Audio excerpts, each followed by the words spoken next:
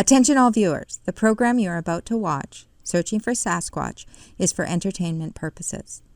Accounts described by guests are claimed to be true and accurate. Some names have been changed to protect individual privacy. Jason Kenzie is an expert animal adventurer with 25 years of field experience. Caution and companionship is advised for all who venture into the deep forest or backcountry. You didn't break your seat? No, nothing sat in your seat like they did mine. Wait, did you pick it off the ground? He picked the one up. Okay. It was laying down, I think. What do you want us to do to help? Do you hear that? There's turkeys over there. 2 of them. Look at them. That is not a fucking turkey. It didn't take long before something ran from us, crashing through the forest, scaring the turkeys up above that's roosting for the night.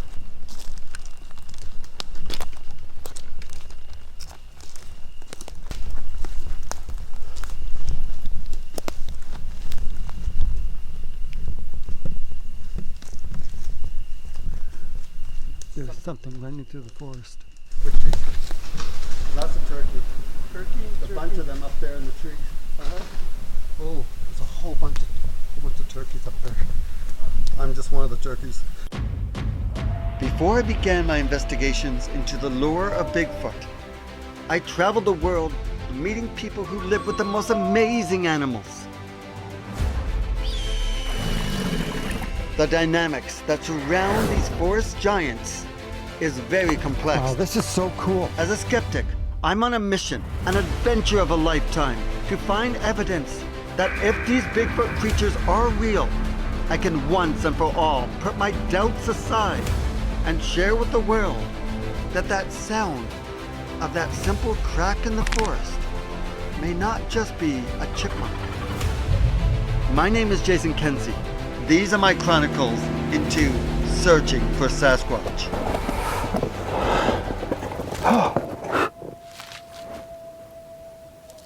I hear something. Oh shit, I saw it.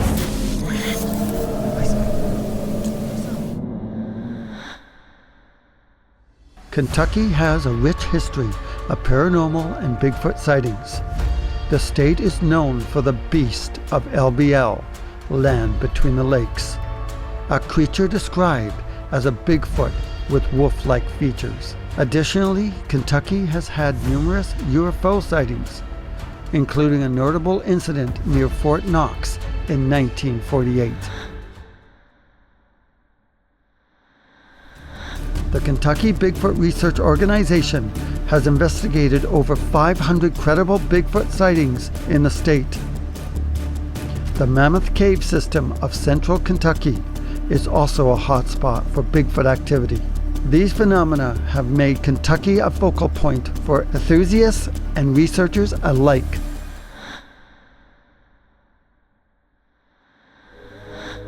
I didn't expect to be back on this property, but these strange creatures I experienced a few years ago has me wanting to investigate this area one more time. Okay, so where we're going right now is where I had researched before, and this is where we had a whole lot of activity. Things running through the forest, crashing, eye shine. I came walking out from behind some bushes, and there in front of me was something that was standing there, probably 7 feet tall, and it dropped down and looked at me, just kind of boom, boom, boom. It was crazy. If you're wondering what I'm talking about, well, let me show you. Ernie, I am looking at one right now. I'm looking at something, and it's looking at me. Yes, I've been filming him for like 30 seconds, the eye shine, and he is looking. I hope I get it. I'm fucking shaking.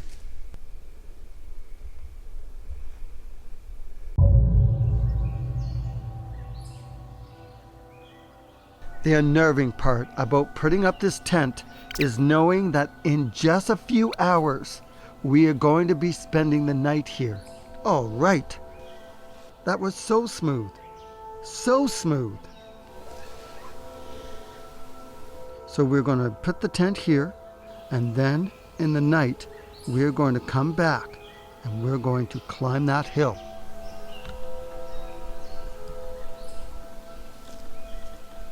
You sure that's a good spot? Perfect spot. Nobody's ever been killed by a falling tree.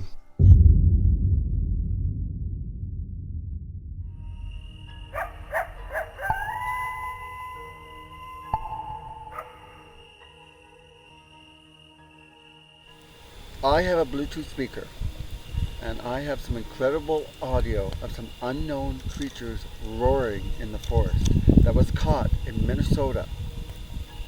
I'm going to play these roars into the forest behind me.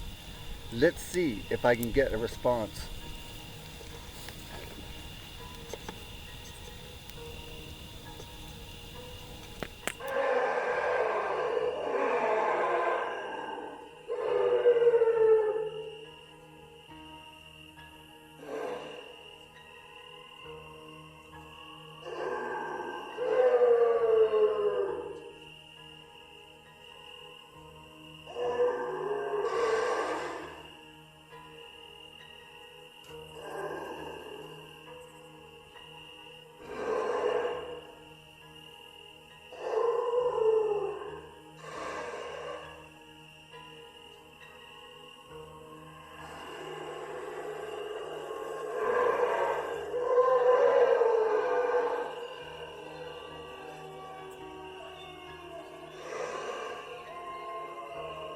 I didn't know what to expect.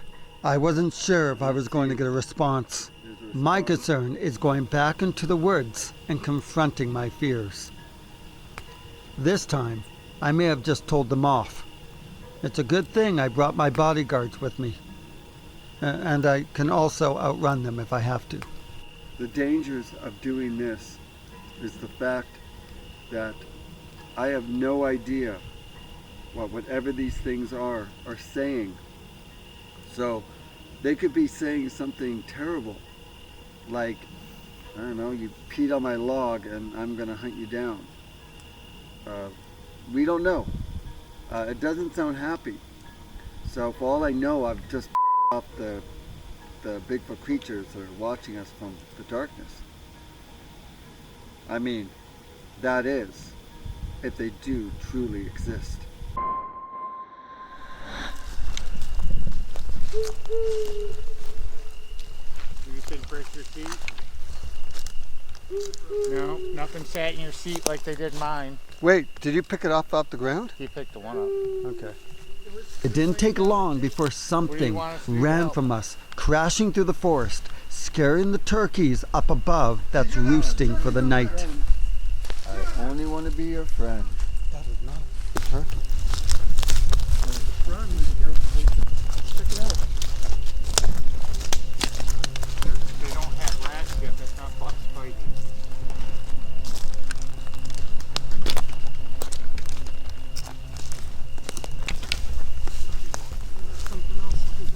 Yeah, I know, it ran.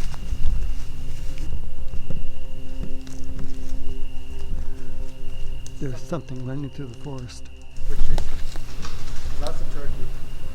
A bunch of them up there in the tree. Oh, there's a whole bunch of turkeys up there. I'm just one of the turkeys. This is incredible. We're not imagining this. Something large was running through the forest, and it was taking down large branches as it ran. We could also hear logs breaking as it was stepping on them. I decided to try something controversial. I have tried this before and the results have been mixed. Hello, I have a banana for you. It's edible. See? Yum. Yum. Good banana. Good banana. It is. That's very good. It's a little bit overripe. Sorry about that. Sitting in the vehicle. but it's delicious. Maybe not that last little bit, but I'm sorry about that. But it's delicious for you. So I'm just gonna put it right here on the log. So have fun eating the banana. It is for you. There we go. I put it down. The banana is so good. Yum. Just gonna try again this banana. This is this is the best banana I've ever had. No, not really. It's not that good. But for you, it is delicious for you. Okay, so banana on the log. If you do happen to take the banana, can you leave a tip for me? I'm a poor Bigfoot investigator, don't make much money, so a nice little tip would be great. And I'm gonna go back to the fire. I know he's gonna come and take that banana. In fact, he might get mad and throw the banana at me in the tent.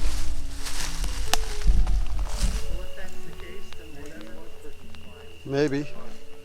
Probably was. Not all of it. There was something that ran. There was something running. Yeah.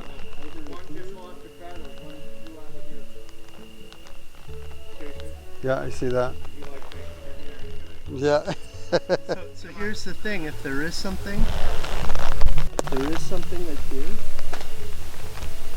it has had to bed down. So if we want to look, now's the time to look, because it's going to have to take off and run, right? With my time here in Michigan on this Bigfoot expedition coming to an end, it is time for me to head to Kentucky. I have some interesting Bigfoot investigators to interview. Well, hello guys! I am back in Kentucky. I'm with Dave Dominique. I'm with Chad Datema. And I'm also with Sherry Barcia. Is that right? Barcia? Barcia. We're headed to go and meet a Bigfoot researcher here by name of Charlie Raymond. He is a Bigfoot researcher here in these parts, y'all. We're gonna go out with him and his team, and we are hoping that we can find some evidence of these Bigfoot creatures. Now, Kentucky is very paranormal out here. They have a huge history of deaths and what else? Civil War. Civil War. As you drive off the road. Yeah, boom, right? Yeah, Civil War deaths, and there's just a rich history of paranormal stuff, UFO stuff, Bigfoot stuff. And ghosts. Lots of cryptids. Ghosts. But what other cryptids are here? Well, I don't know what they call Sasquatch down here, but you have even such things. I know it's West Virginia, but the whole Mothman thing is not too far from here as well. And I would love to do that sometime. Well, except Mothman doesn't come out this far. His wings can't fly that far. So that's why Mothman isn't in these parts. Anyway, Bigfoot has basically told Mothman to stay out of my territory. So stay tuned. This is going to be a great adventure. Okay, we're here now at Charlie's. This is going to be so much fun. After you. After you. After you. Thank you. My name is Charlie Raymond. I'm the founder of the Kentucky Bigfoot Research Organization. I've been doing Bigfoot research in Kentucky for over 3 decades. I've interviewed over 500 credible witnesses here in Kentucky. So how did you get started into Bigfoot researching? I got started when I was a young kid in Florida. My father would tell me bedtime stories, like at 7, 8 years old, of a family that wrecked their car in the swamp, and the little boy went missing, and just a totally fabricated story that he would tell me about this kid grew up in the Florida swamp and became Bigfoot. And it was a scary story at age 7 or 8. And thanks, Dad, you scared the crap out of me. But it got me hooked on it. And then I watched Leonard Nimoy In Search Of, The $6 Million Man. And then I moved to Kentucky 30 years ago, And when I got here, I knew there had to be Bigfoots here. And I formed the organization, I started interviewing witnesses, and that's what got me hooked. The dozens of credible eyewitnesses, law enforcement, park rangers, all came forward and told me their Bigfoot sightings. And that's what made me a believer. Your friends, what do they think about you doing all this Bigfoot researching? Oh, my friends love it. I got some that tease me. I got a lot that ask questions. In the past, 30 years ago, everybody would ridicule me. Now, the tide has turned. Now more people want to know about the locations, about the witnesses, about the evidence. There's a lot more people that are open-minded to the subject now. Can you tell me one of your most scariest or amazing encounters? I've had many, many encounters, close encounters. And I know people say, oh, go towards it. But when you're alone, in the dark, miles back, and something approaches you, it's a different story, and unless you do it, you have no idea. And it's happened to me many times, and I usually leave. But I do have some close encounters I'll share with you. One of them was with some Girl Scouts. And I had some Girl Scouts contact me from Ohio, and they wanted to go look for Bigfoot. They wanted to go down to Mammoth Cave. They wanted to go see the cave. They wanted to go horseback riding. They wanted to play putt-putt, and they wanted to look for Bigfoot. And I'm the guy to see when it comes to Bigfoot in Kentucky. So I set up a meeting. We did a presentation at a restaurant, scared the daylights out of these young girls. We took our red headlamps. We went to a location that I thought was safe. It was a boardwalk. It was around a pond, about a mile around a pond. I thought it's a great place to take these girls. There had been a sighting there by a park worker years ago. He went to check the boardwalk one night, and a bear stood up on two legs and walked off on two legs, which we know bears don't do. I'm thinking that's a great spot to take these girls. And I went out there and I explained to the girls. I explained that you're not going to sneak up on a Bigfoot wearing camo. They're too intelligent. They know you're there. As soon as you get out of your vehicle, they know you're there. The best way to have an interaction is to be non-threatening, be entertaining, because when we're out there at night, we're in their living room, we're their TV, we're their entertainment, and they're curious and they want to see what we're doing. So if we go out there and we hike, we laugh, play music, cook food, they want to come check you out. And we did that. We went out around this boardwalk in the dark, in the woods, for about an hour, doing tree knocks, doing crazy calls. One of the girls even yelled, "We have Girl Scout cookies." And I got real serious. I said, "Shh, come here, what are you doing? Don't say we got cookies." Like, what do you mean? I go, what if a Bigfoot comes up and you don't produce the cookies? What's gonna happen? And they laughed, And the idea was to get them to laugh and entertain them, educate them. So we did some more calls and tree knocks. We go around the boardwalk, which is around the pond in the dark, in the thick forest. I think it was June or July. And we get to the other side. And while we're there, we had two groups. We had a couple moms that are skeptical, and they were consoling some girls that were upset. One girl was crying already. I was with a group of some other girls who were excited, wanted to do some tree knocks, and I gave the bat to one girl. I said, do 10 fast knocks. I call these distress knocks, like come quick, we need help type deal. So she did her 10 knocks. Check it out. As soon as she did her 10 knocks, we heard a knock and whistle, clear as day, come from the other side of the pond. And my eyes got big, their eyes got big. I go, what did you guys hear? We heard a knock and a whistle. I go, I heard a knock and a whistle. I go, let's go over there. And they go, no, no, no, let's don't go over there. I go, no, it's fine, I'll go first, you follow me. I told the other group with the moms, I said, listen, we just got a knock and whistle.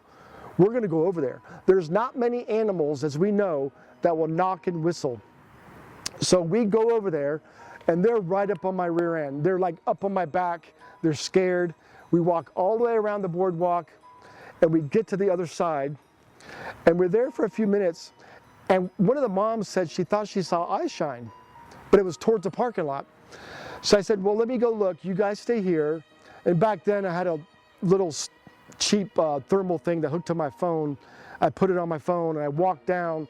I couldn't see anything. As I walked back to the group, I'm not exaggerating this, bam, something jumped on that boardwalk just behind us, just from where we came. Massive. Everybody screamed. Guess what one of the skeptical moms did? One of the skeptical moms didn't say a word. She left her daughter and made a beeline for the parking lot. And I'm like, hey, where are you going? I didn't think you believed in Bigfoot. And I got her to come back, and the girls are upset, the parents are upset because this was loud. I go, let me look. I take out my flashlight now, which we never use flashlights, but I took it out. I go, let me look, and I walked around, but the boardwalk meandered through the trees. You couldn't see because it curved. And I'm looking with my flashlights. They're tugging at my shirt. Let's go, let's go, let's go. Okay, okay. So we leave, we go back to the parking lot. We're the only ones in the parking lot. And they're all excited. Some girls are crying. I said, listen, it actually worked. We're out there being silly. We're doing tree knocks. We're doing crazy calls. We're laughing. I think we brought one in. We got to the other side of the pond, which they can't see us, and we did distress knocks, 10 fast knocks, which I called our distress knocks. Come quick, we need help. They did those knocks, and we got a knock and whistle back, which I think was one standing there saying, I'm right here if you need me. Now, the knocks, I think we fooled them. We were imitating another Bigfoot nearby. I don't think the Bigfoot knew we made the knocks. I think we were in between possible, two Bigfoot. And that's why we got the knock and whistle. And when we went back that way, I think it was fed up with us. And that's where it did like a bluff charge, that heavy, like it jumped on that boardwalk. Now that boardwalk is recycled plastic. It's very, very hard. It's low to the ground, it's wide. I went back the next day and I jumped on that boardwalk. And at the time I weighed 260. You couldn't even hear me hit that boardwalk when I jumped on it. This creature had to be massive to jump on that boardwalk and make that loud sound. That was a great experience for me and those girls. Fact is, that year at Christmas time, they mailed me Girl Scout cookies because they enjoyed that occasion. I did take them back a couple years later and nothing happened. You don't always get an interaction. They didn't like the Girl Scout cookies? No, I don't think he liked the Girl Scout cookies. I liked them, so I ate them. So tonight, I'm gonna take you here in the Red River Gorge in Kentucky. There's been dozens of eyewitness sightings. I've got a sheriff deputy that had seen a Bigfoot only 30 minutes behind me in this direction. And he went on national TV. I won't mention the TV show, but he was on the TV show explaining about a Bigfoot walking across his front yard. This is a sheriff deputy with, putting his reputation on the line. The same area, we've had other Bigfoot reports. And I'm going to take you there because I've had my own interactions there. So fingers crossed we might get something tonight. You're going to get more action getting off your couch and going in the woods. There's a lot of skeptics out there that are behind their computers and say, why don't you do this? Why don't you do this? I encourage you to go out in the woods with friends and family, do your own research, and when things happen, you got to rule out all the other animals. Okay, was it a coyote? Was it a bear? Was it a bobcat? What was this that did this? And until you have that experience, or until you have your sighting, you might not become a believer. And where can people find you? KentuckyBigfoot.com. I got over 500 witnesses from Kentucky, some out of state. I got my YouTube channel there with witnesses. I was fascinated listening to Charlie Raymond talk about his Bigfoot encounters. He seems to be such a nice guy. Before we meet the rest of Charlie Raymond's team, I want to introduce you to a couple eyewitnesses. They have stories to tell me about their Bigfoot encounter. Basically just tell me your name. Tell me what you do for a living other than Bigfooting. Okay. And then you can go What are you off. guys filming? What's that? What are you guys filming? I've got the whole group. When I'm pointing at you, I've got the whole group. Jason, So, do you? and I'm getting Every both back person here. is in this but me. Okay, yeah. From pointing right here. But here's the thing: it isn't searching for Sasquatch. Jason's back of his head. It's not the back of your head. I got the whole side view of you. I swear. Maybe in the future, but right now, Well, sometimes back's the best part here. Back of the people will head. be watching, going, "Look, a tick." My name is Rodney Adams. I am a physical security engineer, so basically I do cameras, access control, alarm systems for banks, retail, some government organizations, things like that. So that's my main job. And what is your name? Rodney Adams. Okay. Did you say at the beginning? Rodney? Or did you say that before? Yes. Oh, I you did? Okay. Yeah, I said it Wasn't again. listening. I got to say it more times. Good documentarian I am. Okay. How did you actually get started into Bigfooting? I had a lot of experiences over the years that I wasn't sure what they were. However, at 2004, I was doing a lot of work actually through these mountains, and I had been doing an extensive amount of work in coal mines, doing camera systems in the tool sheds mainly because of the theft of drill bits is a very big thing in the mining industry. I got tired of driving back to Louisville, so I would stay over the weekend in the gorge a lot of times and just camp. Well, back then this is pre-internet, so we had some internet. We had, I guess, forums, message groups. So I posted on a backpacking forum that I was in that said, hey, I'm going to be staying the night in the gorge because I'm working down there by myself. So if anybody wants to join me, meet me at Wildcat Trailhead, which is a trailhead in the gorge. And two guys responded, a guy named Chris and John. Both guys were from North Carolina area. They were actually hiking the sections of the Sheltowee Trace. And they're like, hey, we're gonna be hiking the Sheltowee Trace anyway. And it's pretty much right there. So they weren't gonna start on that part until Saturday. So Friday night they met me, I guess it was about 5:30, 6 o'clock, I guess, right after they got there. And we hiked down Wildcat Trail all the way down to the bottom, which it hits Swift Camp Creek and Swift Camp Creek Trail. Went down past that, it goes back up the hill, but we followed, there's actually a little trail that keeps on going along the creek. And I took them across the creek into the Clifty Wilderness, which is like the roughest part. There's no real trails, marked trails there. It's more like the backcountry part of the River Gorge.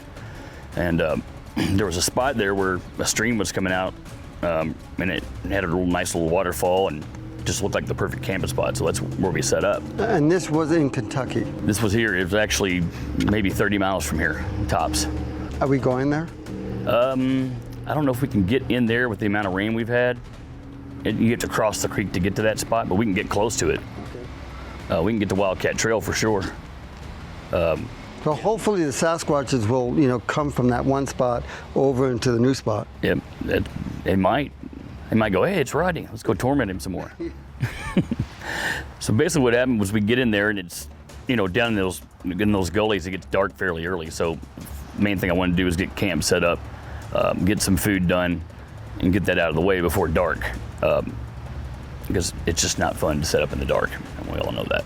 So we get everything done. We just start sitting around the fire, and it's probably at this point close to dusk. So I would say dusk down in there was probably 8 o'clock, 7:30, 8 o'clock, somewhere around there. And as we're sitting there just kind of messing around, I had an acoustic guitar, and we were just kind of messing around, singing, talking, just acting kind of goofy. Had a nice bottle of Kentucky's Finest in my backpack, and we had broke that out. And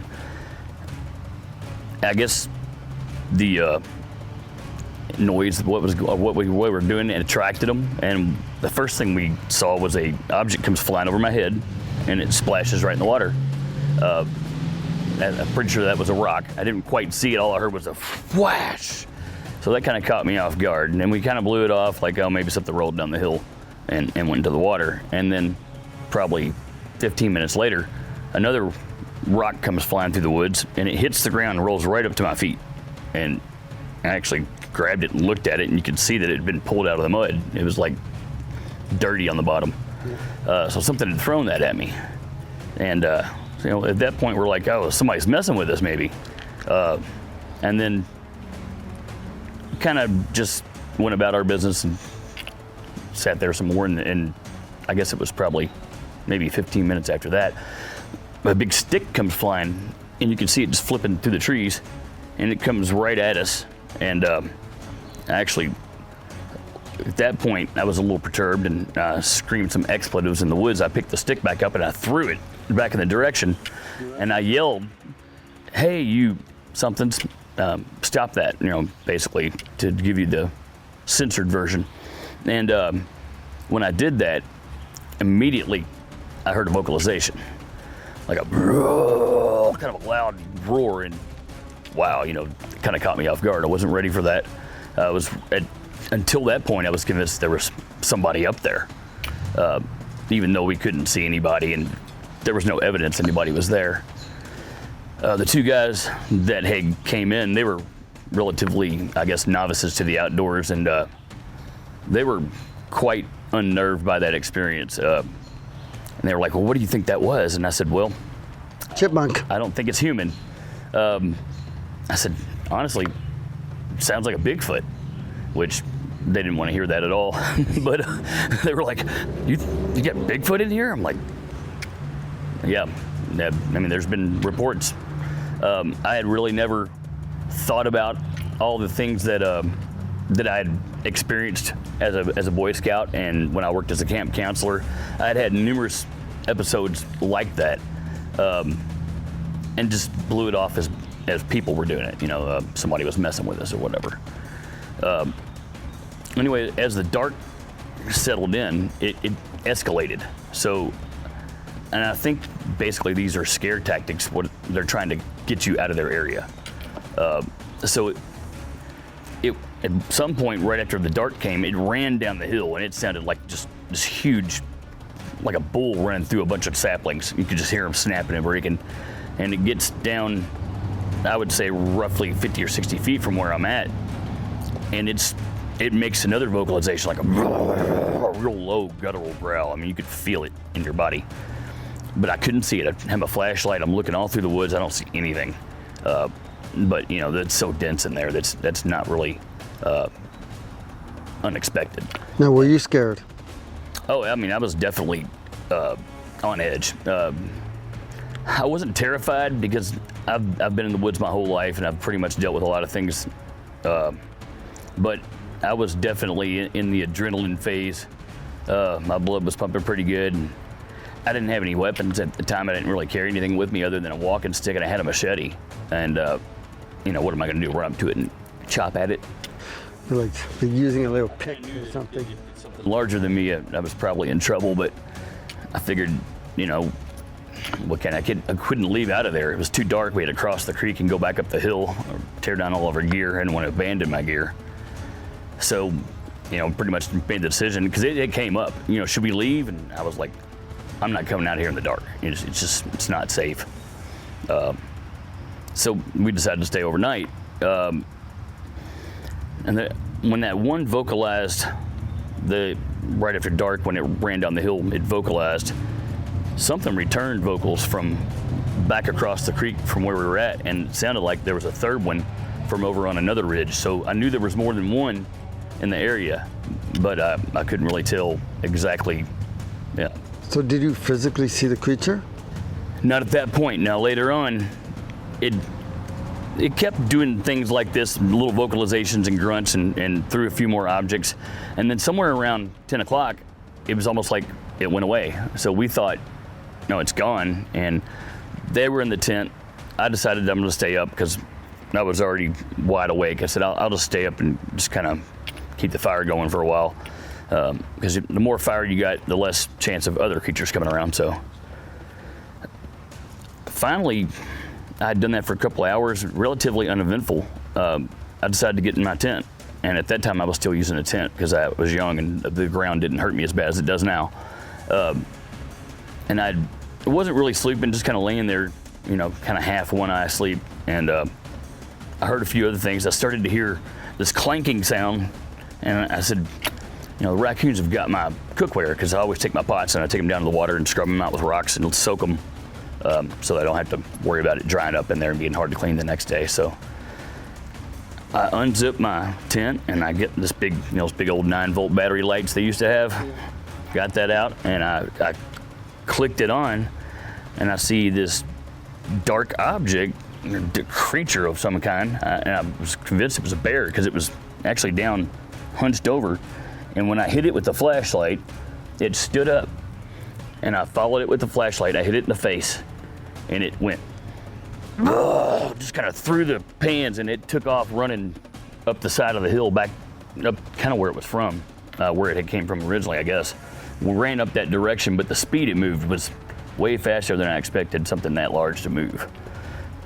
And I was just in shock. It probably only lasted 15 or 20 seconds, and he was probably over 100 feet away, maybe further than that, but I could see clearly, see its face, that it had a flat nose and there was no hair on its face. That's the main things I remember. And I could see its teeth just a little bit because it was kind of snarling. But I remember it not having hair on its face and that the nose was flat and wide. It's the first things that stuck in my head, and I still remember those main features. But it, after 15 or 20 seconds, maybe not even that long, is what it seemed like. It seemed like an eternity when I was looking at it because I was just in shock. It just takes off and runs up the hill, and it continued to vocalize for hours, probably up around, I'd say 5 or 6 o'clock right before sunup. You could hear all 3 of them again, which sounded like 3 or 4 of them, just vocalizing in different places. It was probably saying, "Oh, he saw me."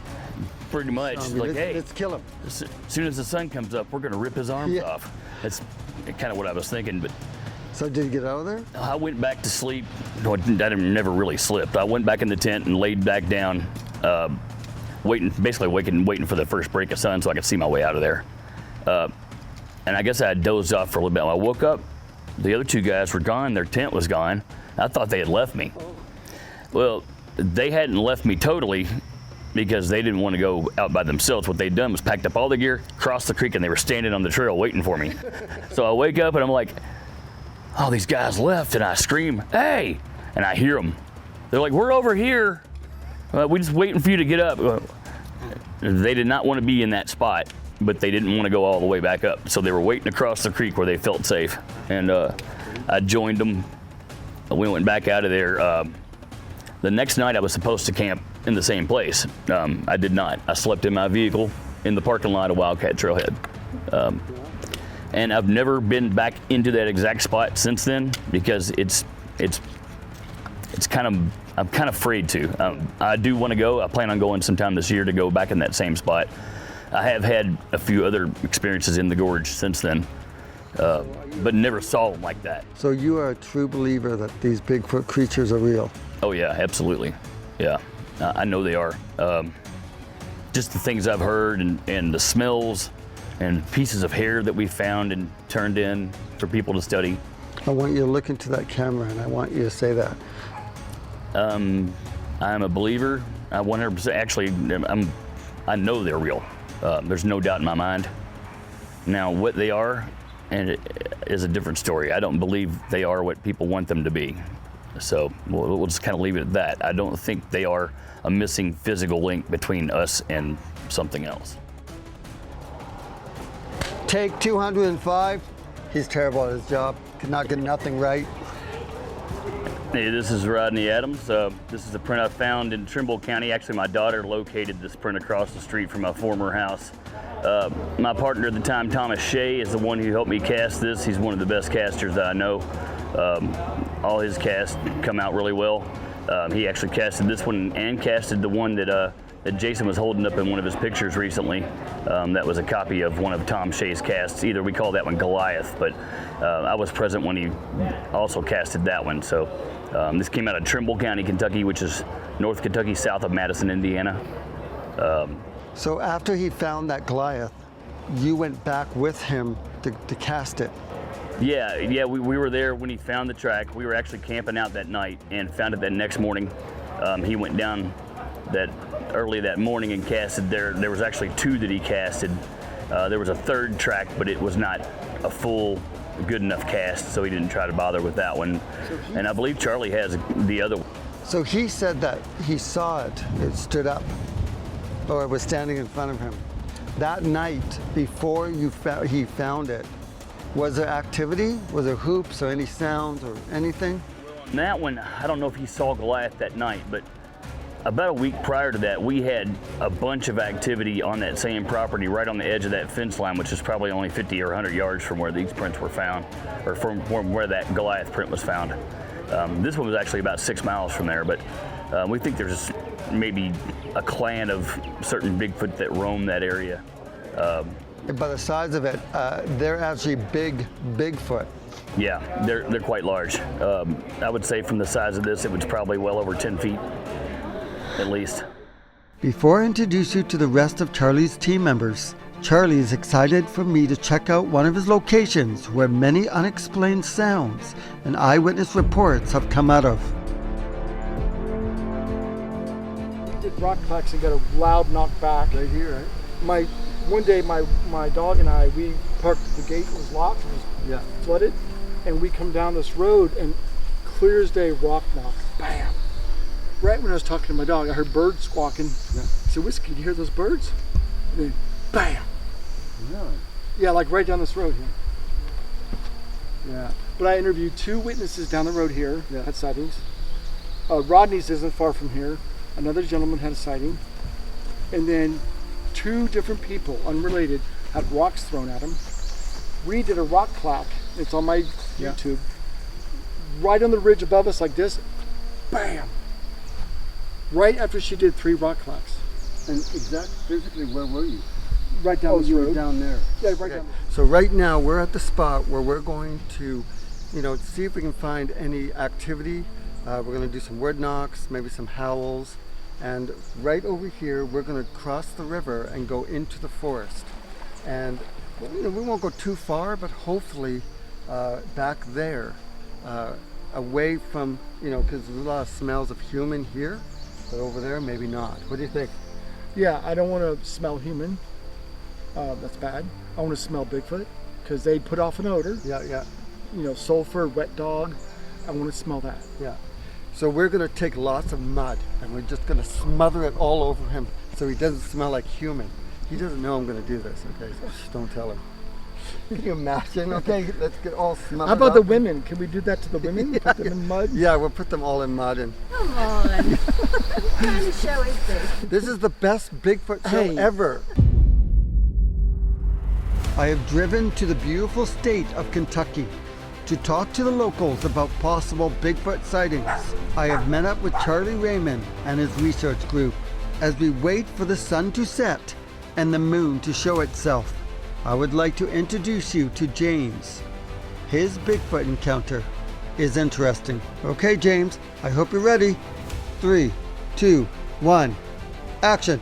I'm James Wilcox, licensed real estate agent in the wonderful state of Kentucky with eXp Realty. And I had a Bigfoot encounter in western Kentucky. It was on protected land.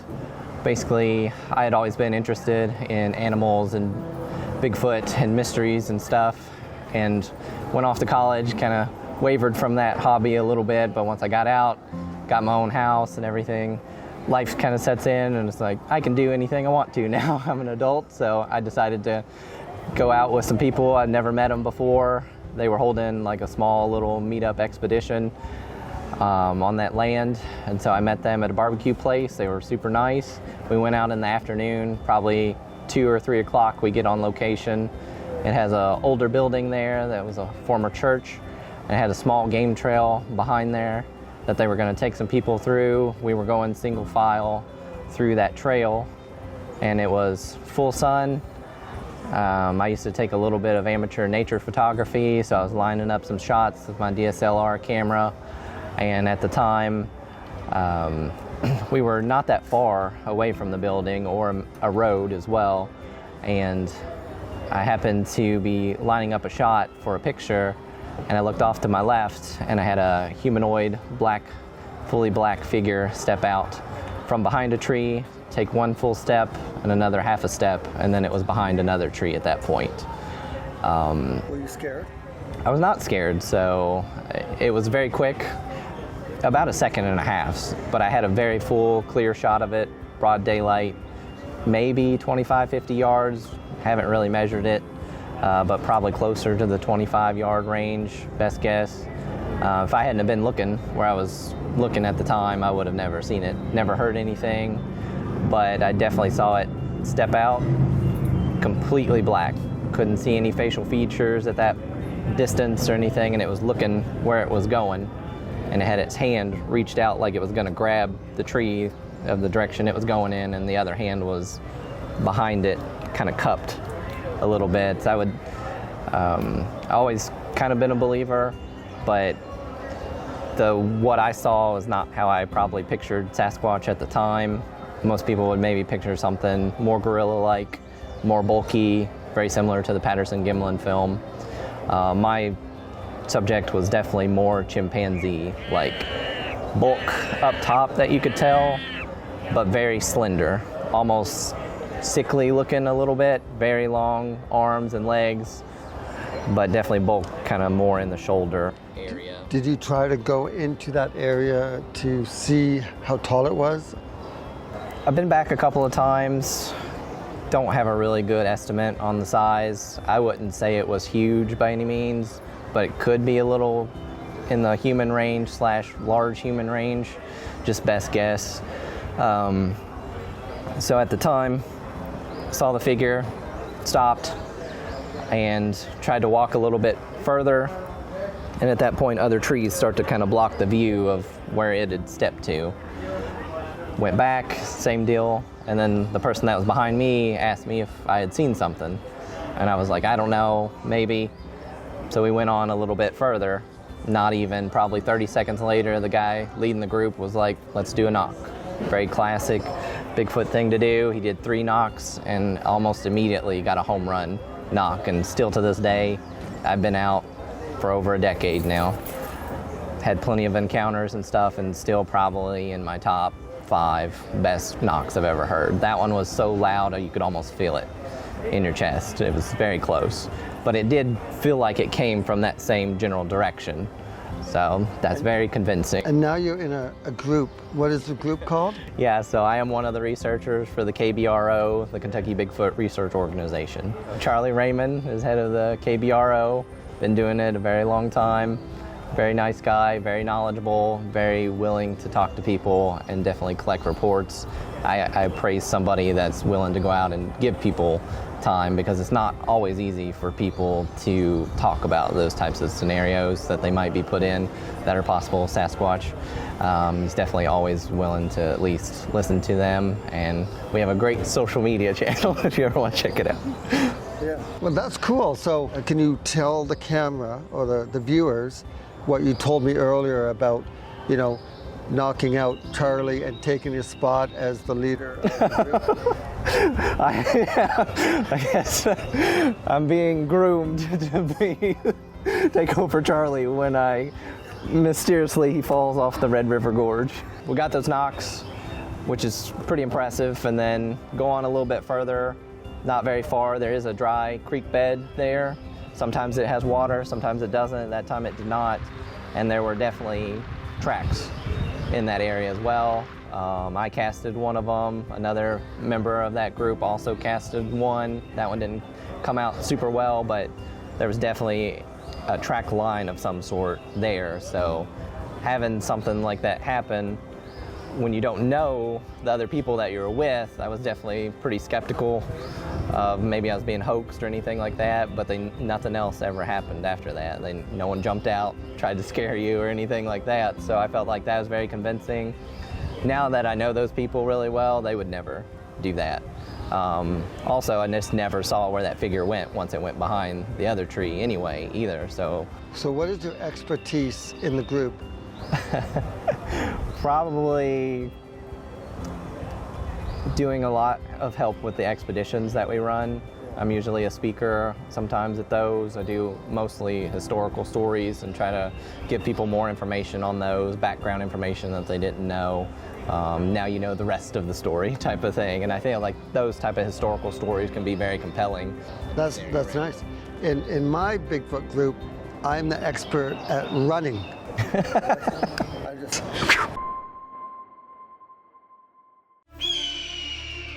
Red River Gorge is very popular for activities including hiking, camping, hunting, fishing, boating, swimming, horseback riding, rock climbing, spelunking, bird watching, and photography.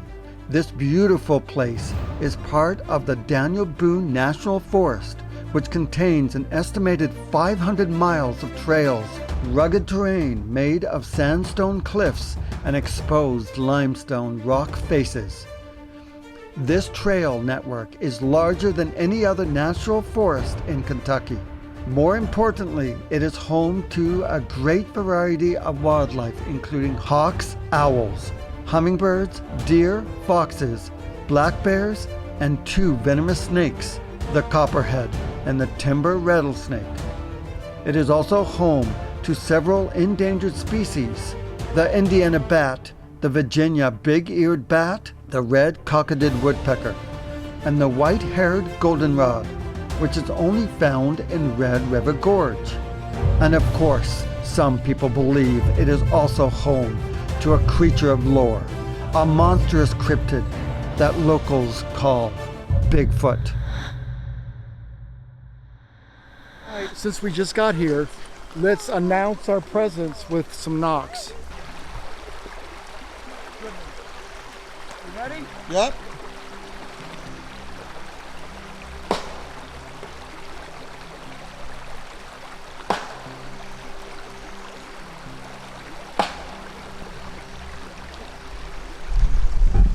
And now we listen.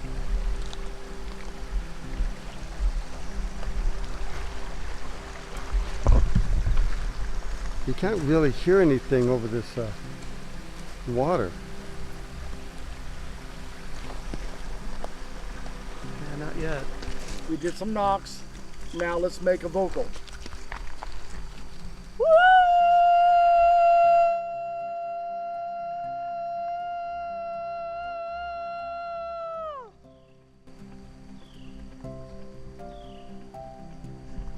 Sasquatch.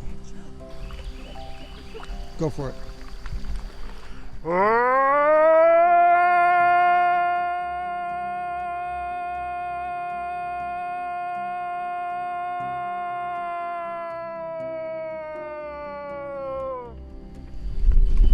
I can do it way better than that.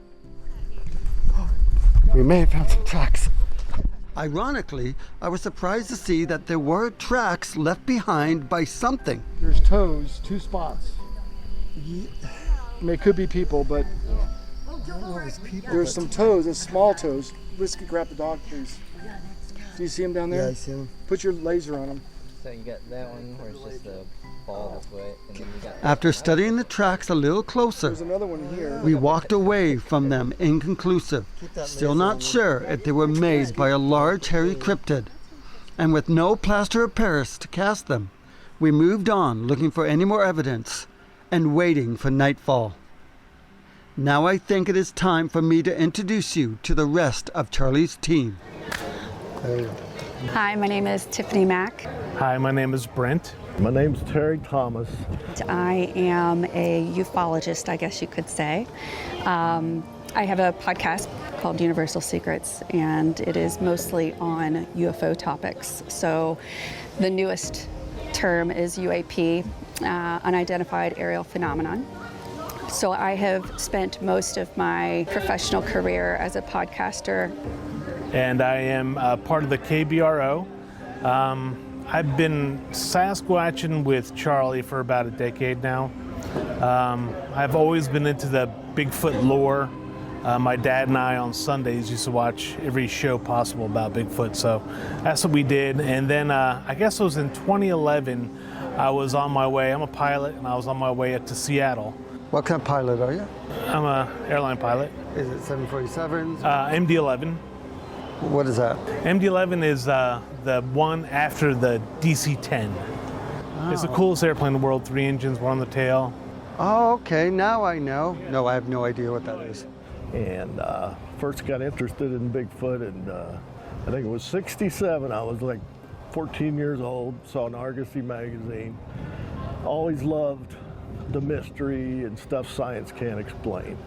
And just happened to find Charlie's site. And I went to art school when I was young, and I always wanted to draw the things that interested me. So through that, I got to talk to witnesses and draw like sketches of Bigfooted stuff and talk to people. And through talking to witnesses, you really feel these things are there because they get emotional, they're very detailed, and the one thing I prided myself on was their satisfaction with what I'd drawn, that's what they saw. I guess 2019, I really got involved with Brent Sipley. We were married in 2020, but I'd never been exposed to the Bigfoot phenomenon until him, so I didn't have any interest in that. But when I moved onto the property, I ended up having some strange experiences that I couldn't really relate to anything that I had seen before. So yeah, I'm a MD-11 pilot, and I was on my way up to Seattle, and the guy I was flying with asked me why I had such a large bag with me, and I said, well, I'm gonna go out looking for Sasquatch. And I happened to have a jump seater on the airplane that day, and he goes, you're going to look for what? I'm like, I'm out looking for Sasquatch. He goes, well, I'm a member of the BFRNO, and I'm like, I have no idea what that is. And he started talking to me about Bigfoot and how he's a member of this Bigfoot organization. So we exchanged numbers, and I did my little I guess camping, just looking for any kind of evidence. Nothing happened, but I started getting involved with the BFRO at that point, and have been doing investigations with them, and have had all kinds of really cool experiences doing investigations. Just a second. One of your friends are flying over. Right, yeah. Stop it! Can you radio him? Yeah. Please just fly faster. And for example, this one came out of central Kentucky, and it was a hunter in a tree stand, saw these creatures early in the morning, said one was taller than the other one, the two different colors, one was red, one was blackish, and also they turned around several times to check out what was going on. And so the next one, a little old lady in western Kentucky saw this young Bigfoot. She said she thought it was a juvenile, and it was crossing the road and froze in front of her car, and she saw it like from the knees up. We started hearing some sounds that were very unusual. My father was a hunter, so I was raised in the woods, and I know the normal sounds, coyotes, all different types of animals, elk, the bugling of different deer and things like that. But what I heard was nothing like, it was not coyote, it was not a wolf. And the sounds were just so loud and piercing that it really shook me to my core. And I was thinking, like, this can't be real. But my husband, he's very sure that he's seen things in the past. And I think that these vocalizations really did make me aware of different types of beings that are around us. There's been tons of experience that I've had with Charlie, without Charlie, anywhere from Kentucky to Ohio to West Virginia, North Carolina, spent some time in Florida and Georgia. One of the coolest experiences I think that I had was in Ohio County, Kentucky, and I can't remember what the exact year was. It was a New Year's Eve, so we're out in the middle of the woods. It was New Year's Eve, 19 degrees out. I'm going to say it was probably 2013, 2014, and we had been doing some Sasquatch in an area where Charlie had taken a report. And we had split off. We had a bunch of people with us, and we were so far back in the woods that I actually blew out the right rear bearing of my truck getting there. But we had some people sitting by a campfire. It's 19 degrees out. Charlie and I had gone off to a separate portion of a cedar thicket, and on our way back we had kind of got turned around a little bit, and we turned on our headlights, and as soon as we turned on our lights on our head, the forest erupted with screams and howls. As I stand here listening to Brent recount his eerie sounds he heard, well, this got me thinking about what just happened the other night with Charlie and I. We were enveloped by the darkness when we too encountered some unsettling noises. Let me share this with you. Come on, come on, come on. This is going to be exciting. Charlie has a Bluetooth speaker. And don't worry, we will return to listen to the rest of Charlie's team members. Say, come on, hurry up. I'm coming. Look, that's done by Sasquatch. But seriously, we're going to have a Bluetooth speaker, and we're going to blast the Minnesota roars, and we're going to see if we get any responses back. This is going to be exciting. So what do you expect that could happen? They sound aggressive to me, so I'm a little bit concerned that a male might come to us, or we're in his territory, and if you broadcast aggressive Bigfoot vocals from another state, they're going to worry that, hey, a Bigfoot is coming into my territory. Yeah. But then again, we might get some kind of activity, interaction. Yeah. So what do you want me to do, the small one or the longer one? Whatever. I mean. Okay, we're going to do the small one first.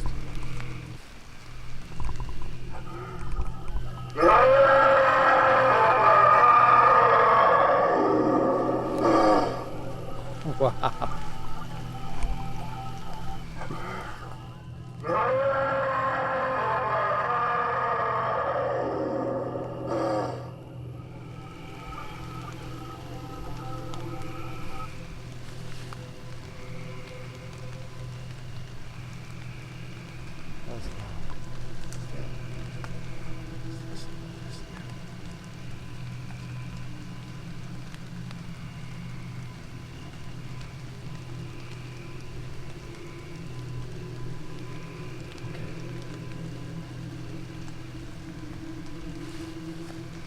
What was that? The guy started his vehicle over Oh, there. it sounded like a growl. I thought it was a bear. Yeah, I heard a growl. Did you hear the growl? I heard. Yeah. Yeah, I just heard a growl, but you think a vehicle? I think it was his vehicle. Okay, well, let's try again. Okay. Try again. We'll blast it this way? more? Yeah. Okay, let's do it out. Okay, here we go. I think I'm gonna, okay, let's do the small one again.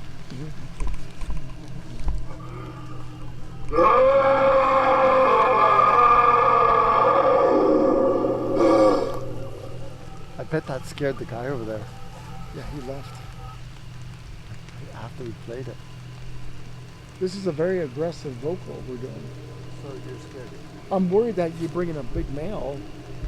Yeah, Like we're in his territory. Yeah, I wouldn't want to have any Bigfoots being aggressive coming towards us. Actually, I do. You want one coming in because one not. I mean, we have Chad. It's a good chance he's going to take him, right, Chad? Maybe. I'm not the one that points Bigfoot though.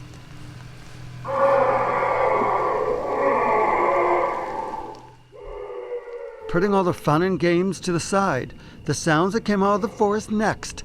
Well, this just took me by surprise.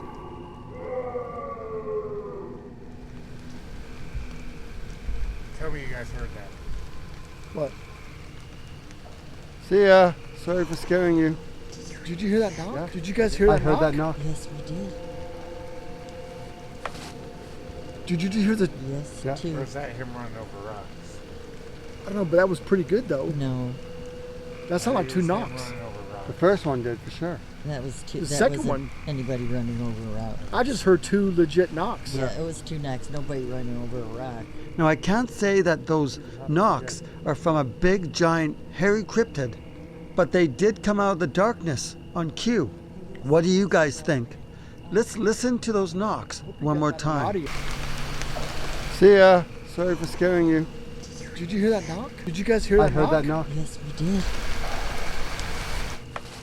I don't know if it was loud enough for that to pick it up. That was 2 great knocks. Suddenly we spotted something with eye shine staring at The us. knocks are different. Even more terrifying than a 900-pound, 9-foot-tall hairy man. I'm sorry. Hold this. I'm scared to. Right behind me is this giant, come take a look. Look at the size of that goddamn spider. Yeah, it's right there. Point. Put your finger by it. How big it is. What, if it jumps on me, I'm gonna scream like a girl. Don't let it jump this way. No. I literally will die. Look at the size of that. Yeah, but my fist is smaller. I think that's as big as my I got a fist. big hand. Oh my god. That is huge. Look at the size of this bloody spider. This is definitely some kind of a huntsman, a hunting spider, right? I don't think, it doesn't have a web. Anyway, we're just going to leave this guy alone, and we're going to go and blast some more calls. Charlie. Well, this is the end of night 2, and this has been pretty exciting to get those wood knocks. Still not saying it was made by a Bigfoot, but it was very exciting, and now I'm about to go to bed. I got Sherry next to me, and I got Chad next to me. Tomorrow morning is going to come pretty fast. I'm very excited about it because I'm going to be interviewing a truck driver who had an incredible encounter with a Bigfoot. He saw this creature. Well, you know what? I'll just have him tell you. Good night. So I'm going to be meeting this guy. He's a truck driver. He was a truck driver. He had an experience seeing a Bigfoot. Hey, how are you? Hey, good. Nice to meet you. Nice to meet you too. So, can you tell me the story about... Well, we were coming down 16, coming out of Macon, Georgia, heading towards Savannah. Oh, hold up for 1 second. Can you grab this? Okay. My name's Tim Chapman. I used to be a truck driver for 25 years. I lived in Pennsylvania and ran from New Jersey to Florida and hauled produce. I was coming across 16 out of Macon, Georgia towards Savannah one night, and about 5 miles from 95 there was something standing on the white line, and it was a Bigfoot. Did you slow down? We were only doing 60 miles an hour. It was late at night, and he was standing on the white line coming out of the swamps, because the swamps were flooded, going to higher ground, I would imagine, and it was something to see. Could you see the hair? My passenger, when we went by it, it was looking in the window. So you're in a huge truck. Yeah, tractor How trailer. tall are those trucks? From the ground to the middle of the mirror is about 9 feet. 9 feet. Yeah, it's about 9-10 feet. And when we went by, he was just looking in the window. And so how big was his head? I really couldn't tell you. Did it fill the entire window? Yeah. It was something to see. And my passenger just turned her head and didn't say nothing, and I didn't say nothing. And about a minute or two later, she goes, "Did you?" I said, "Yeah, I saw that." I said, "What did you see?" She goes, "I saw Bigfoot." And down in them swamps, lots of things can hide. Tim's accounts is unbelievable. And if what he's saying is true, I can see why he's lost sleep over this. And now with that said, let's get back to Charlie's team members. I believe this one was a young girl and her father were crossing a bridge. They saw, the young girl saw it, and she said, "Dad, why are gorillas in Kentucky?" And she had a very detailed, saw the sole of the foot and everything. And it's for This was from an elderly lady who saw this creature when she was a young child. She was in a graveyard picking up colored leaves for a school project, and she remembered this thing came out of the bushes near the cemetery and stared at her. So do you think Bigfoot is associated with UFOs? Of course, I've heard those stories. I've interviewed people who have discussed their UFOs and having beings coming out of the craft, but I have heard different conversations, and I believe one of them was a Native American, and they said that... And it all emanated from the area where the campfire was. So the other researchers were sitting by the fire trying to stay warm. As soon as we turned on our lights, we think that these Sasquatches had come out to watch the people at the campfire and had no idea that we were in the area until Charlie and I turned our lights on. So that was one super incredible account that we had. I don't know if I can disclose the other areas, but my daughter and I were in central Kentucky camping, and we had done some mountain biking. We cooked salmon. We had a great time. We were the only people in this remote camp. It was, I guess it was Labor Day, and my daughter didn't start school yet, so we had time, and we were the only people. Everyone had left. She wasn't afraid. She said it actually had the most beautiful hair she'd ever seen, and it had a gentle face, and it's burned into her memory. And let's see, this was for a fella in, I think it was Carter County. He's a retired prison warden, so he's pretty credible. He saw this thing and it coming through his field, and it actually picked up a salt block and carried it off. So I thought that was unique. And You're very talented. Yes, it was. This was a bread truck driver in, I think it was near Louisville, that area. And he saw this thing like at 4 in the morning. It was just standing by a sign, and that sign is 8 foot tall. And he thought it was an old hippie at first, just scroungy looking guy. And so he said it was very muscular.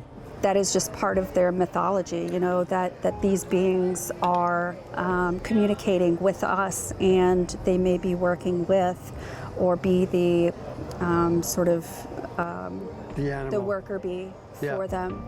The pet. So, right. I don't know. I don't have Who the knows, answers. right? Who knows? Right. Yeah. The campground, but she and I had remained, and around 12:30 that night our camper was slapped, the fire ring at the place was picked up and thrown, all kinds of activity the whole night, and I had audio running. Charlie actually has it on his site. I think it's called the Camper Attack. And so my daughter, God bless her, she slept the whole thing, but I was up from about 12:30 to 5:30, and what I surmised is then I fell asleep around 5:30, and 10:30 the garbage truck had come through and emptied the dumpster. And what I think had occurred on that night was the Sasquatches were used to being able to have free reign of that dumpster, which we were parked about 25 yards from. And this was one that was on all fours chasing a deer, and I think a deer hunter saw this at a distance. And usually they don't, you see them, but they run faster supposedly on all fours than they do on 2 feet. And this was conceptual art of Daniel Boone in Kentucky when he had the experience with a Yahoo, and I was just out of my head there. This was a lady driving in Grant County, Kentucky. She had just came off the exit, getting on 75 North. Yeah. It does make you want to continue down this path and talk to more people and see what they have to say. The people who are sharing their stories are not doing it for fame and fortune. These are people that are experiencing these things, and it's therapeutic for them to get it off their chest. So do you truly believe that there is UFOs in and around the skies of Kentucky? Oh, I believe it, absolutely. I've been witness, yeah, I've seen it. and our presence there had interrupted their plans for dumpster diving, and they were trying to get us out of the area. So where are you going to take me tonight? I'm taking you to the River Gorge. And there's been a lot of activity there? Recent activity, I think one of the most recent reports Charlie had taken was from 2022. So. And this guy was standing there. He bent over and picked up a deer, threw it over his shoulders, and she watched it for 30 seconds. She pulled off the road, and he just took off. And that was pretty close-up picture. And finally, this lady, this was tapping on her window with a small piece of rock that she'd found, that this creature had, and he was looking in a window of a child's room, tapping on the window, and that's about as close as you can get. Well, I don't think she'd be sleeping in that room after that. No. So that's what I got. Well, that's good.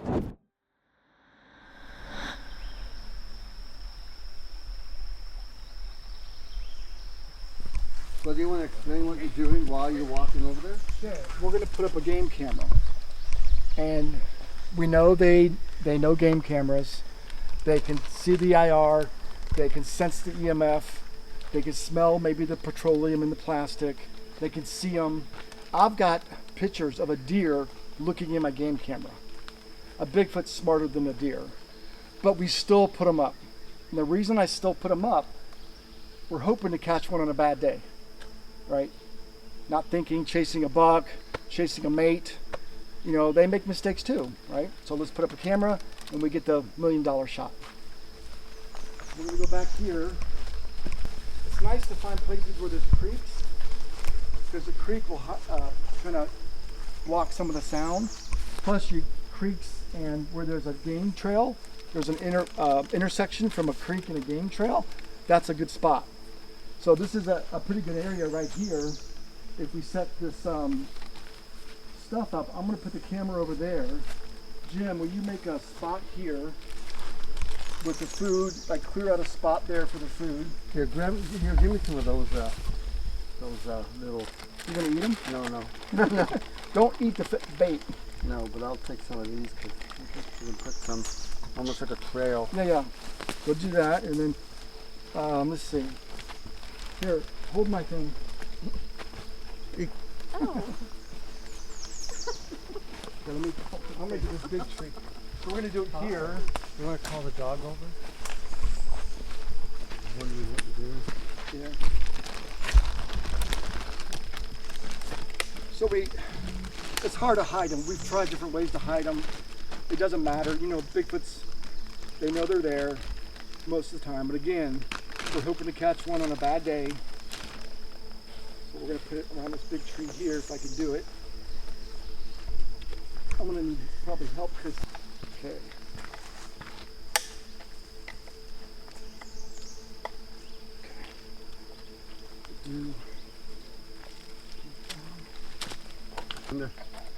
Love Sausage.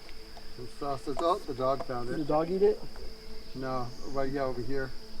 All right, so then a lot of times, this is pretty good here, this moss. You know, small little midget Bigfoot comes walking by. I know, it's kind of low. But we're hoping it would bend down. Yeah. So And go again, after the... so Well, over really, here's our bait.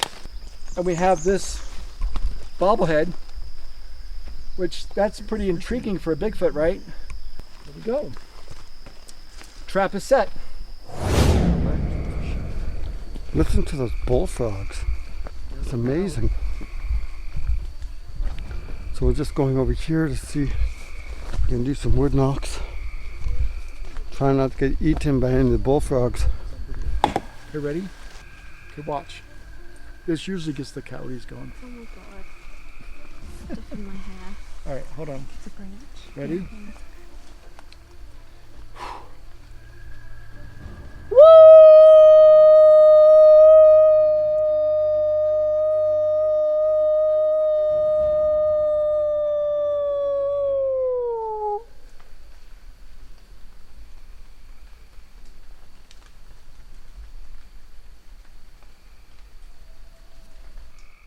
Now that was definitely a howl from something.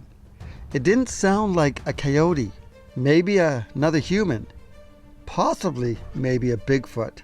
Either way, it was a response to Charlie's howl. Let me enhance the audio and let's hear it again.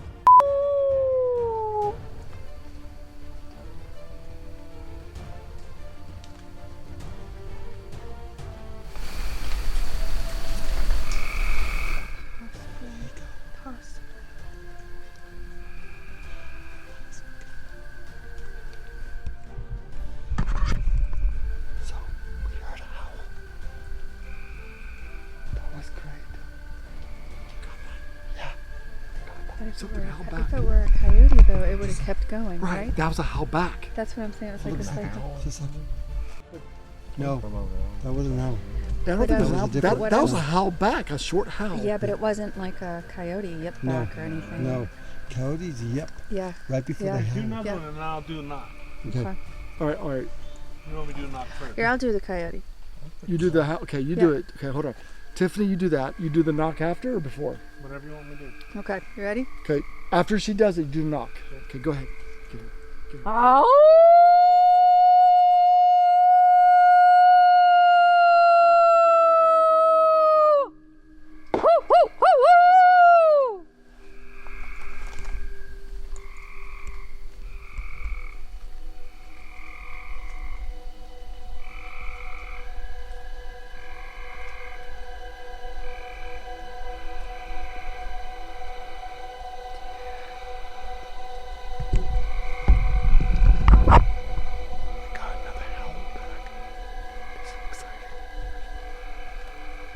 I'm not saying it was a Bigfoot, but man,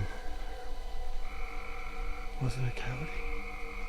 It's still not quite coyote either. No, Because usually you get them going and they all go crazy. totally. I'm gonna give a howl. Good guy. I hope it howls Jason. back at me. Okay. Whoa!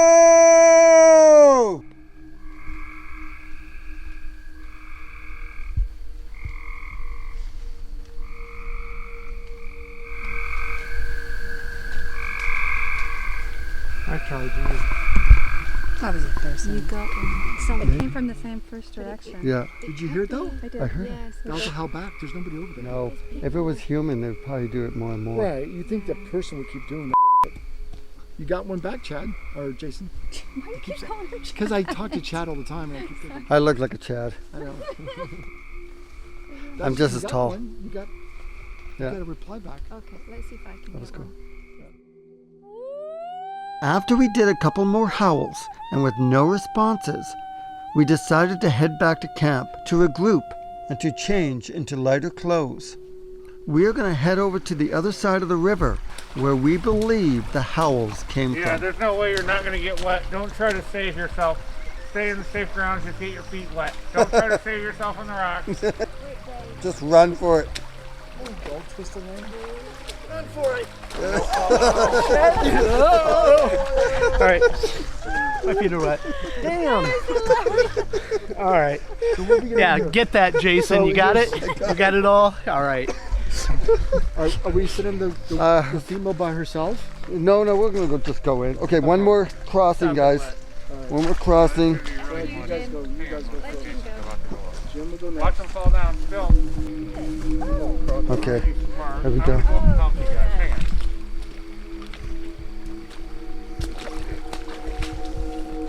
This is the area where I heard a knock. And so I do know that we're walking on a clear deer trail. So do you guys want to go? Let's go towards the forest here. We'll go that way? Yeah, we'll go this way, through the forest. So this is pretty dense forest over here. Woo, look how freaky this place looks. Oh, look at that. Okay. Look at that.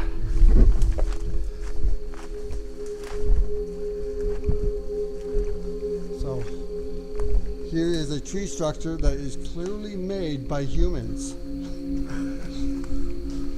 No, seriously, it's probably made by humans. Look, you can see the string. Yep. No, it's made by humans. Lean-to. Unless Sasquatch has learned to find rope Yeah. or string. But for the size, I'm saying this was a lesson on building a lean-to. You want to hear something crazy? For a Boy There's no Scout, hunting area. Girl Scout type group. Game trail. This is a game trail that we're on, but to the left of us is dense forest. To the right of us is a creek.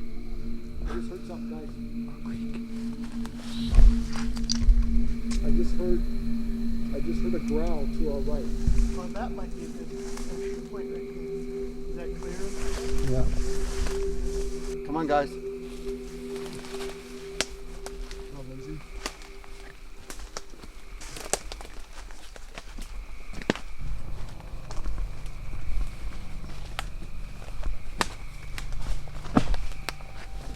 As we make our way through the forest, our eyes and ears are wide open, hoping to catch a glimpse of whatever the creature or creatures are that made that howl. My luck, I'll trip and directly fall on the creature's Come on, Chad. Let's go.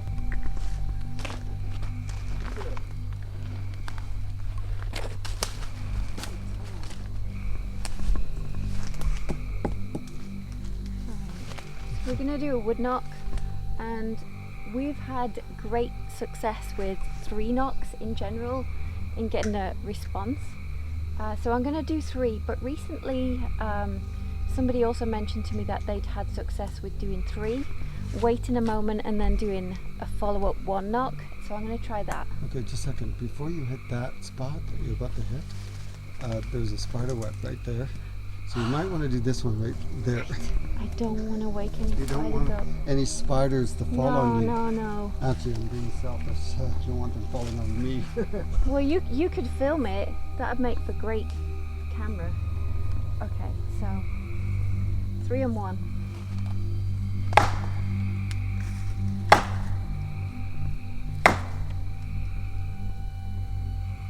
I think that was 3 and 1. We call it 4 in the States. 3 and 1. 3 and 1. Yeah, but it was 1, 2, 3. I know. Pause. 1. We're teasing. okay. How are you going to hear a response if all you can do is banter? Because you know what? They're not going to respond. If they're there, they're listening to us, and they are on us, and they are following our every freaking move. Every freaking move we do, if they are here and they know we're here and we're doing what we're doing, they're not going to let us know yet. They will let us know eventually, but not right Yeah, now. you got to have the right scenario. Yeah. But sometimes you get in the right situation where they think it's another Bigfoot knocking, and they'll knock back. Like they know we're here, but sometimes you can do the knocks where they think it's another Bigfoot, and then they'll reply. Do you think they think it's another Bigfoot right now? I don't know. I mean, I don't know. I don't know if they're here even right now, but the times that we got replies, I think they know who they are. But I think we fool them.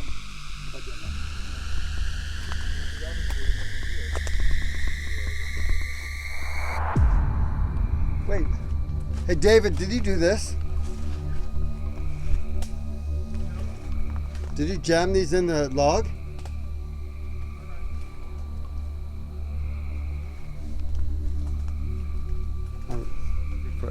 I'm not saying a Bigfoot jammed that into the log.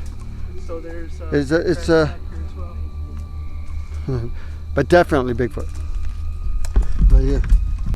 I almost whacked my head on it. When I went under it, yeah. Is it jammed in there? Yeah. Yeah, look at that. Then Can you move the moss and see how far it goes in? Goes in all the way. it's in there a good It's not underneath the stuff. good right 8 or here. 9 inches worth. Right here. One's coming yeah. out. You see him? Yeah. One's coming out on this side. Are you serious? Yeah. Yeah, pull. One of them This is coming one out. here. That's this one. Oh no, that's a different one. That's this one right here. This one. What's on that? So nasty. Ow. Sorry. It wasn't me. Things everywhere. Yeah, that's weird. So what's on this though? Like, what is this right here? Okay. Oh. Is that a knife or just Just a scar. just a scar, no knife? Probably number knife. You know, you have that here and here. Those are definitely cut marks there and there. See We it? are in the Davy Crockett Right there and there. Forest. Davy might have put that in Here, look there at this, himself. Jason. Or his cousin Daniel. Or Daniel. Okay, so Oh, right it's there, Daniel Boone and there, National and there, Forest. Yeah.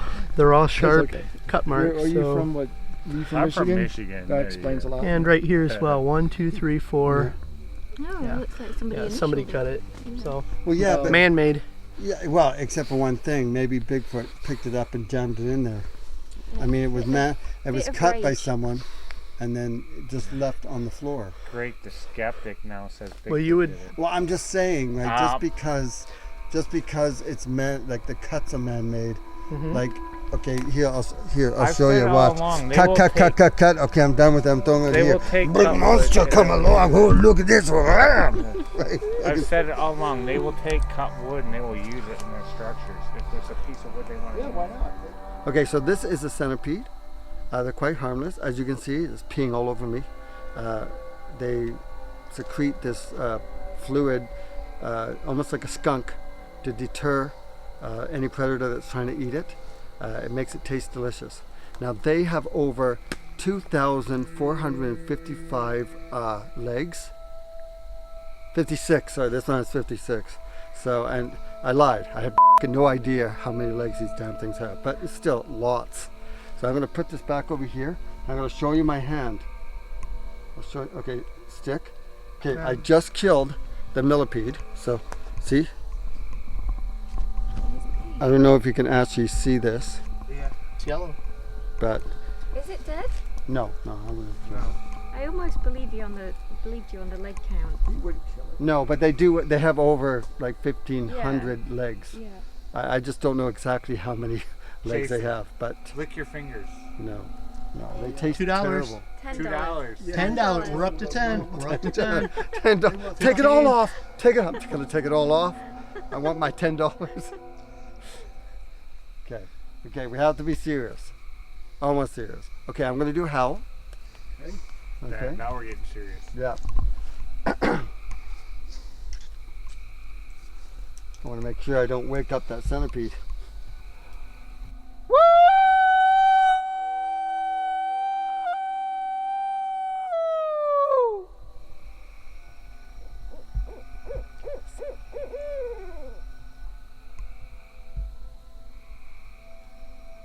Well, at least the owl's out.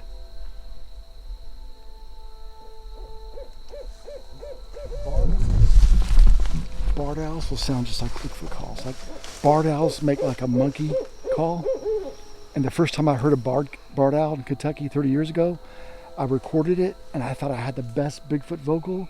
I couldn't wait to share it with everybody, and it turned out to be a barred owl.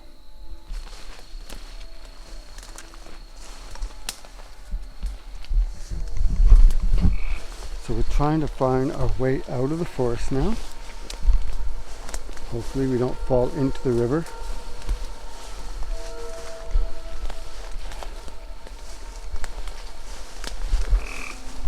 Okay, so here's the creek. We're at the creek.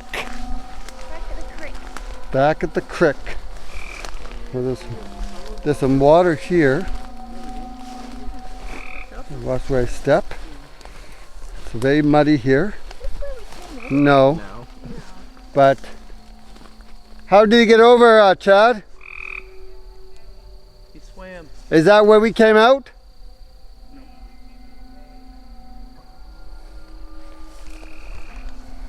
Okay, so there's a log here. What about up that way, guys? You can try that way. I'm just I don't know if you want to come this way. Yeah. Don't come this way. I say that way, baby. I don't know.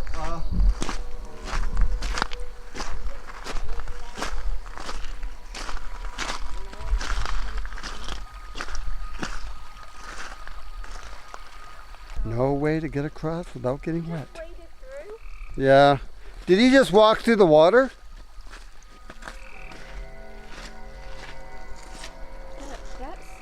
That's good too. But I might be able to get halfway across.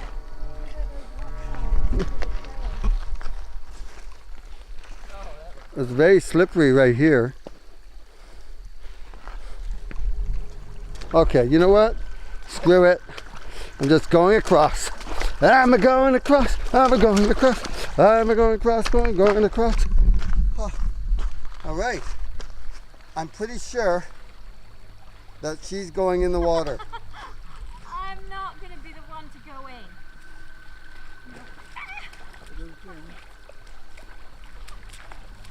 Well, what do you know? You went in.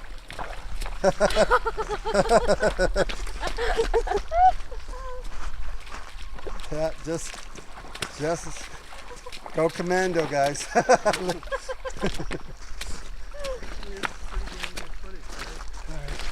Nope. Real quick. Log. If you go quick enough, you won't feel it. Jam, that's dirty. You Jim said. This is gonna end up nothing good here, guys. It's all just downhill from there. There we go. All right. That was good. That was good. You're like Scooby-Doo where they run on water. Yeah. Okay. Yeah. So. Yeah.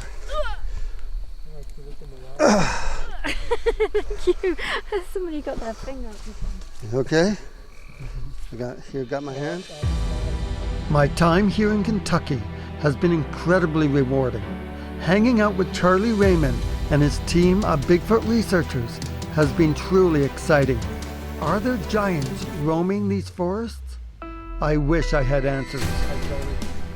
Hey, I want to say thank you so much for having me come. I said that again. I held his hand way too long. So for now, I must bid farewell to my new friends and venture deeper into the unknown. Who knows what mysteries await in the shadowy depths of the forest? As you know, you don't always get activity. Florida has a The monster? adventure. Sounds like a promising place to uncover the next chapter of my cryptid adventures.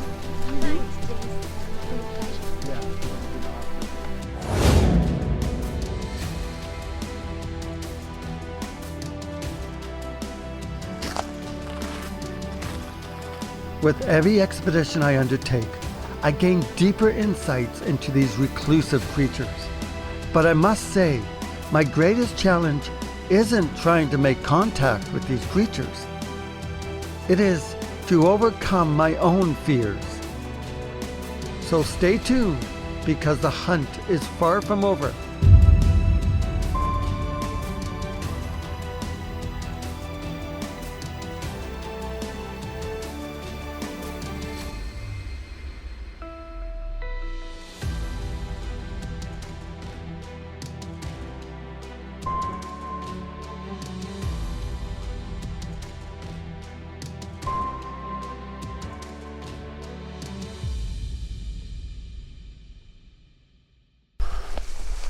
Woo, look how freaky this place looks.